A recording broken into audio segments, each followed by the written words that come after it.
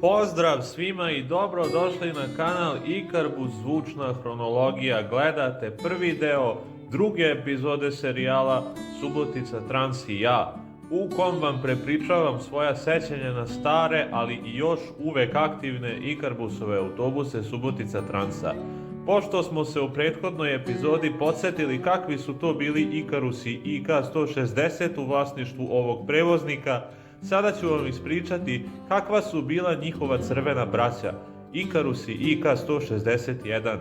Kao i u prošloj epizodi, i sada napominjem da su neka sećanja maglovita, pa su greške sa moje strane moguće. Ali zato vas srdačno pozivam da me ispravljate, dopunjavate ili potvrđujete nešto u šta ja možda nisam siguran. Pa počnimo našu priču.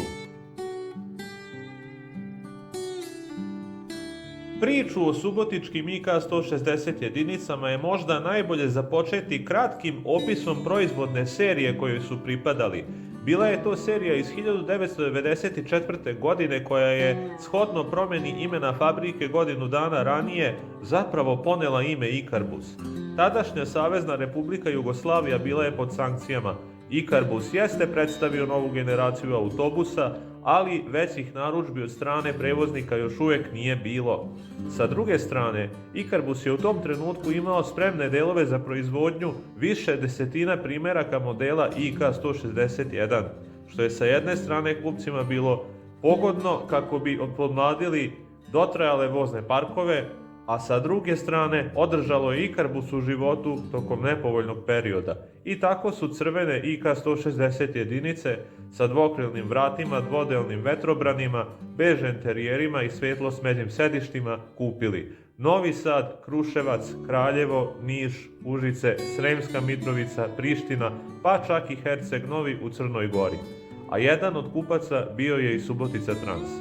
Prema informacijama na forumu autobusi.net, najpre je u aprilu 1994. godine stigao primjerak koji je dobio garažni broj 98, a potom 96, pa za njim 93 i 94, posle njih 92 i 91 i na kraju 85 i 87, dakle ukupno 8 vozila. A sada se ponovo vraćamo u drugu polovinu 90-ih i moje detinjstvo. Nije preterivanje reći da je tada Subotica Trans radio punom parom. Putnika je u svakom autobusu bilo ili umereno ili mnogo. Prazan autobus bio je retka pojava. Linije 2 i 4 tada nisu bile aktivne, a linija 4A još nije ni uspostavljena. Dakle, jedine prave solo linije bile su linija 3 i linija 8 koja je retko vozila. Ostale linije su bile zglobne, izuzev eventualno letnjeg perioda. I kao što je poznato iz prethodne epizode, liniju 10 opsluživao je IK160, ali je ta linija imala po jedan polazak dnevno u oba smera. A ostale zglobne linije 1, 1A, 6 i 16, koje su imale česte polaske tokom celog dana i koje su putnici najviše koristili, opsluživale su uglavnom crvene IK160 jedinice, a liniju 6 su, koliko se sećam, naročito često služile. I sada vam, ukoliko ste slušali moju prethodnu priču, verovatno postaje jasno zašto mi IK160 jedinice nisu bile zanimljive kao IK160-ke. 160 jedinica bilo je svuda i po ceo dan. Bile su gotovo nemoguće za izbegavanje, a sve su izgledale i zvučale gotovo isto. A meni, tada otprilike petogodišnjem dečaku, ni boje nisu bile po ukusu.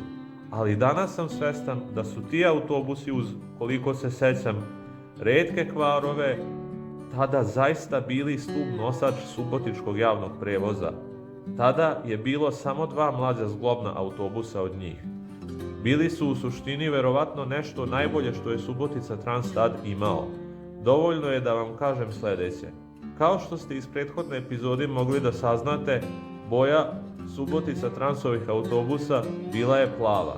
Na forumu autobusi.net čitao sam kako u početku rada 160 jedinica putnici nisu hteli da uđu u njih zbog boje, misleći da ne pripadaju Subotica Transu. Međutim, za mene, otkad znam za sebe, prva predstava o autobusu kao prevoznom sredstvu bili su crveni autobusi, to jest 160 jedinice, što vam dovoljno govori o njihovoj važnosti za Suboticu. A na tom položaju su bili otprilike prvih 10 godina svog rada. A onda se negde polovinom 2000-ih desilo nešto zanimljivo. Koliko se kroz maglu sećam, vraćao sam se sa porodicom kući nakon posete Ujagu. Bilo je veče i mrak i nisam baš najčistije video autobus koji nam je došao, ali učinilo mi se da nije crven, a kroz celo putovanje zvučao je kao da jeste.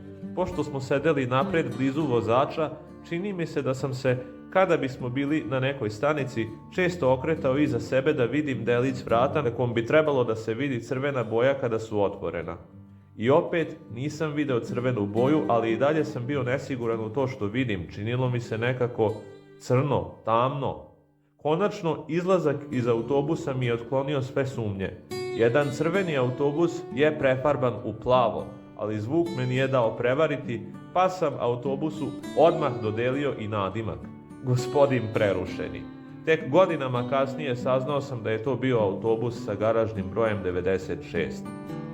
A ubrzo nakon toga pojavio se još jedan autobus, ovoga puta u svetlijoj nijansi plave, koji je često radio na liniji 6, ali se nikako nismo sretali kada mi je trebao autobus. Sve dok jednom moja majka i ja nismo otišli u Suboticu, pa nakon što smo obavili to što je trebalo, pošli nazad na Palić.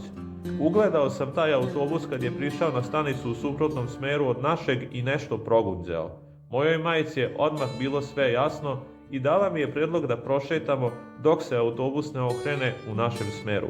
Ja sam se, ni sam ne znam zašto, nadao da je neki IK-160 u pitanju, mada kada sad razmislim, jasno je bilo da mnogi estetski detalji upućuju na to da grešim. A kada smo se onda ukrcali i napokon krenuli kući, zvuk mi je pokazao da je u pitanju bilo ništa drugo do samo još jedno prefarbavanje crvenog autobusa u plavo. A tek mnogo vremena kasnije saznao sam da je to bio autobus garažnog broja 94. A onda je došao 15. septembar 2005. godine, dan kada smo kupili automobil. Mada se stara peglica često kvarila, u velikoj meri je doprinela da izgubim kontakt sa javnim prevozom. I to je trajalo do mog polaska u srednju školu 2009. godine. Te godine sam ujedno i počeo ozbiljnije da se interesujem za autobuse, pa sam polako otkrivao forume, učio garažne brojeve i tako dalje. A tada su mi na raspolaganju bile 4 IK-160 jedinice. Pored dve o kojima sam malo čas govorio, još dve su prošle remont. Nažalost, preostale 4, garažni brojevi 85, 87, 92 i 93 su rashodovane verovatno i pre mog polaska u srednju školu, tako da na njih, nemam sećanja. Nijedna od onih koji su remontovane u vreme moje srednje škole nije radila previše često i mahom su radile u špicevima, a retko kad ceo dan. Ali i ti autobusi su počeli da mi bude nostalgiju prilikom svake vožnje i zato sam svaku šansu da njima putujem iskorištavao i u vožnjama iskreno uživao.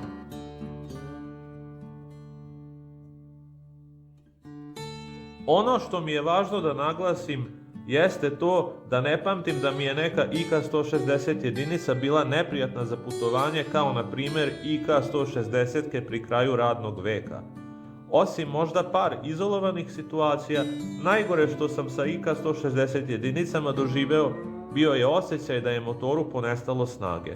Zvuci su im ostali gotovo neizmenjeni tokom celog radnog veka. Nisam se grozio vožnje ni u jednome od njih. Međutim, svaki od njih mi je ostao u sećanju po nekim detaljima. Garažni broj 96 jedva da je i radio tokom mojih srednjoškolskih dana i zbog svog lošeg stanja prvi je i rashodovano 4 obnovljena primerka. Pamtim ga po izmenjenom zvuku menjača u periodu oko 2010-11. godine. Kada sam se prvi put u njemu vozio nakon dužeg vremena, vozač nije koristio 6. brzinu, ali je ona pri kraju njegovog radnog veka vraćena u funkciju. Rashodovan je u drugoj polovini 2012. godine. Garažni broj 91 ostao je upamćen po problemima sa vazdušnim jastucima u ugibljenju koji su često ostajali bez vazduha. Maglovito se sećam da mu je auspuh brundao kada prođe kraj vas polja, mada ta buka nije bila izražena iznutra.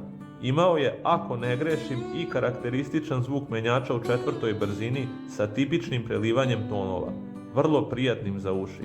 Da biste shvatili, puštam vam prvo uobičajeni zvuk IK-160 jedinice u četvrtoj brzini.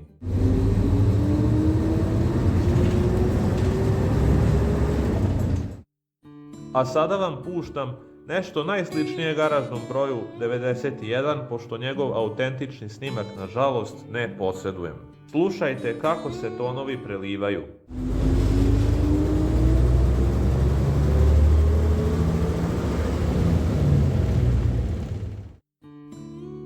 Ovaj autobus je kratko vreme nosio reklamu za greb kartice Državne lutrije Srbije, koja mu je pogubno delovala na limariju i ubrzala propadanje karoserije. Rashodovan je u periodu kad sam već bio student 2015-16. godine. Garažni broj 98 sam istinski upoznao kao srednjoškolac dok je on već nosio reklamu OTP banke, a tek istraživanjem slika po internetu saznao sam da je ranije nosio i reklame drugih banaka kao što su Findomestic banka i Western Union. Zapravo, ne znam ni kakva se kolor šema krila ispod svih tih reklama jer nikad nisam video.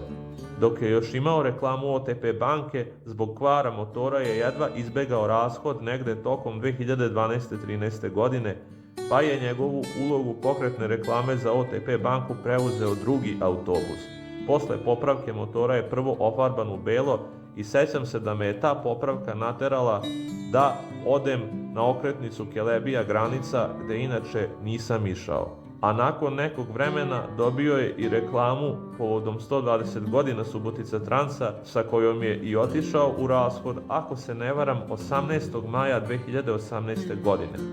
Datum smem da pretpostavim zato što sam se u njemu vozio tokom njegovog poslednjeg radnog dana, a negde dan ili dva kasnije video ga u rashodu u garaži.